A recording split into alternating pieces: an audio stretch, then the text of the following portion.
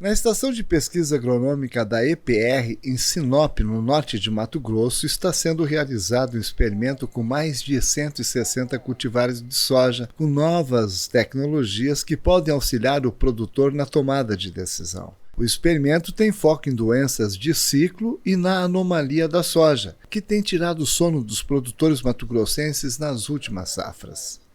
A anomalia da soja ou apodrecimento de grãos e vagens, problema que vem ocorrendo desde a safra 2019-2020, especialmente aqui no médio norte de Mato Grosso, nos municípios do eixo da BR-163, continua sendo motivo de observação e pesquisas por parte dos especialistas. Graduado em agronomia, Elvis Constantino tem especialização em proteção de plantas pela Universidade Federal de Viçosa. É quem conduz os trabalhos para identificar a causa da anomalia. Bom, Pacheco, o que a gente tem visto, né, que essa questão do apodrecimento de vagens e grãos da anomalia, né, tem aumentado na região, tem seguido um padrão de dispersão de aumento, né? O que a gente tem investigado e trabalhado ao longo desse tempo, a gente tem visto assim que tem tido uma interação muito forte de genética, né? Alguns materiais estão se mostrando, embora todos os materiais de uma forma geral apresentem esses sintomas de apodrecimento, alguns se mostram mais tolerantes, alguns se mostram mais suscetíveis, né? Nós temos visto que aliado a isso, né, a questão dos fungicidas, não que resolva, que isenta o problema, principalmente aplicações mais preventivas, mais cedo, com intervalos mais curtos, e que você consegue uma boa cobertura, uma boa distribuição, diminuem esse problema no final, né? Quanto aos avanços, o que a gente tem estudado, assim, tem encontrado alguns patógenos envolvidos nessa questão do apodrecimento de vagens. Temos encontrado, tem nos chamado muito a atenção nessas últimas safras, muitas lesões no caule, né? Lesões que começam muitas vezes no nó da planta, e essa lesão vai se desenvolvendo no lenho, na medula, e colonizando ali os tecidos, né?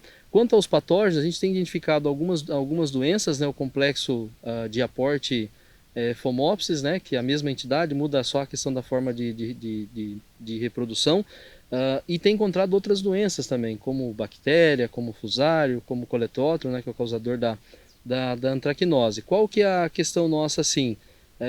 Encontra alguns patógenos, né, mas nessa parte de doenças existe um postulado chamado postulado de Koch, que a gente teria que pega essas doenças e numa condição controlada, inocula essas doenças numa planta saudável, e aí teria que replicar essa questão desses sintomas, né?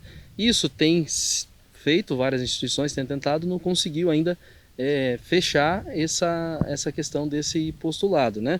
As observações nossas são observações em cima do que a gente tem visto na pesquisa, nas áreas de consultoria, está seguindo um padrão de dispersão de doença, né? Porque gradativamente tá aumentando nessa região, expandindo para as novas localidades. E evoluindo essa questão da doença, o que a gente tem acreditado que para solucionar realmente de fato esse problema, nós vamos ter que talvez uma mudança drástica, questão de genética, né? Trazer materiais que sejam tolerantes, resistentes a essa possível doença, né? É importante o produtor saber diferenciar os sintomas da anomalia e de doenças como antracnose. Assim, uma confusão que está dando bastante no campo, né? Essa questão dos sintomas, né, dessa anomalia. Algumas doenças já conhecidas, né, como a antracnose, é um fungo bastante oportunista, e é um fungo que ele se desenvolve em vagens, né? Então, o que a gente tem visto? Muitas vezes tem áreas que têm a problemática da antracnose, né? E muitas vezes até tem anomalia junto no final. Mas como que a gente tem diferenciado? A anomalia, ela tem aparecido, assim, nos chama a atenção que ela aparece muito no final do ciclo. Embora para nós, né, essa possível doença está entrando lá atrás, já na fase inicial, vai se desenvolvendo, fica um período muito grande latente, 50, 60, 80 dias, e no final, quando baixa as defesas da planta, que ela, né, tem uma grande evolução, porque provavelmente ela já está via sistema vascular da planta, né?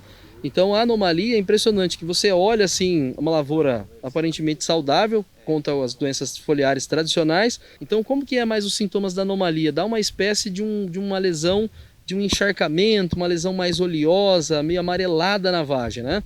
A antracnose, como é um fungo bastante oportunista, já é transmitido por semente, as infecções já está presente no resto cultural de uma safra para outra, né? Quando a antracnose chega no início da fase reprodutiva, do florescimento da planta de soja e ocorre a infecção, ocorre a formação da vagem, mas aquela vagem fica com aspecto escurecido, com aspecto retorcido, não há a formação do grão, né? Muitas vezes o grão fica xoxo, mal formado. E no caso da antracnose, ela produz uma estrutura chamada acervo. Então, quando a gente pega essas vagens com essa coloração escura, com esse grão mal formado, ou leva no laboratório para fazer a identificação, a gente consegue ver essas estruturas da antracnose e o sintoma já aparece mais cedo, né?